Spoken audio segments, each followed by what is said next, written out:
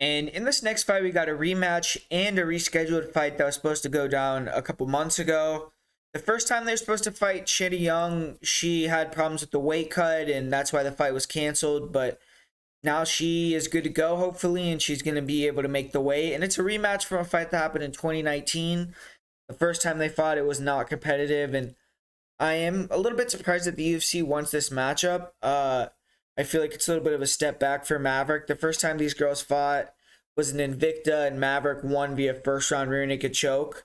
She's coming off her first UFC submission finish, and she lost 2 fights in a row before that, but her win over Sabina Mazo was a good win. She kind of erased the naysayers a little bit, and she's still a girl with a decent name for the weight class.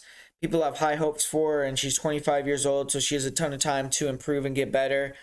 Shanna Young, she got her first UFC victory in her last time out. She defeated Gina Mazzani, and she was able to get the finish in that one too. And she's been looking a lot better since moving to Nevada and working with Syndicate, and it likely saved her UFC career with that victory. And now she has a little bit of breathing room in the company, but they're doing Young no favors. They're throwing her here against Miranda Maverick.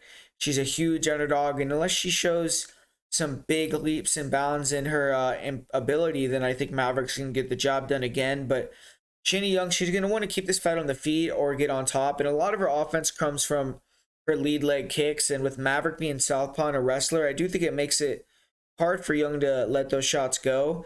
Young has decent ability to slide in, slide out with the counter jab and rear cross.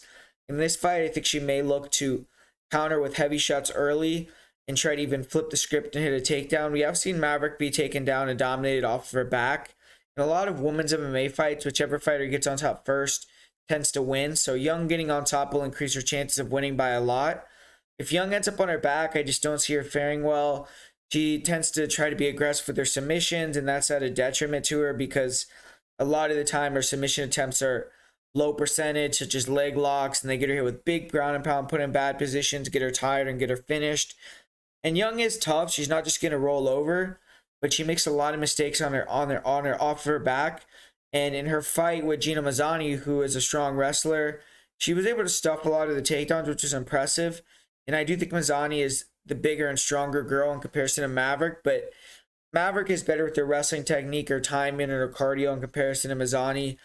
And Young is good at defending clinch takedowns, which is what Gina Mazzani was going for in that fight. Whereas Miranda Maverick tends to shoot on the legs, which Shanna Young has historically had a harder time defending. And in the second round, though, of her last fight, Young was able to get on top herself and get the finish. So she's big for the weight. She has heavy hips, good ground and pounds. And I think if she gets on top of Maverick, that'll be her best position to do work. Cardio-wise, I do think Shanna Young has shown some cardio issues in the past. Her last fight, she came in way better shape, and I expect her to do that again here. But you do have to be a little bit worried about Young gassing in a high-paced fight.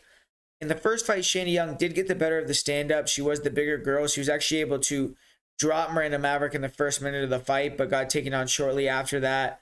Maverick got in on a single, and Shanna Young actually did a good job defending for a little bit, but eventually was taken down and then got caught in that rear naked choke. The fight ended in about 2 minutes and 30 seconds.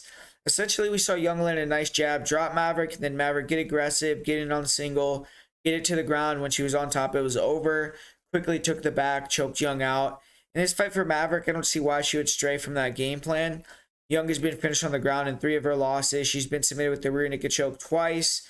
Maverick is a super strong girl, solid wrestler. She's southpaw. She throws some good kicks on the feet.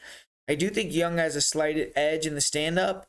Young has faster hands. I think she's better in exchanges. I think she has a little bit more power. But Maverick has gotten better with her pressure, her 3-2s. She's going to be the girl going forward, pressuring, trying to get Young against the cage and take her down. And eventually I think that Young is going to get taken down and submitted or TKO'd at some point in the fight. I just think that Maverick is too good on the ground for Shanna Young. She has the cardio and she has the ability to get it to the ground. I think that the fact that she could shoot on the legs is going to give Young some issues. I think Young had some knee problems or something, and that's why she's probably not that good at defending those takedowns. But I'm going to go with Maverick via second round submission here.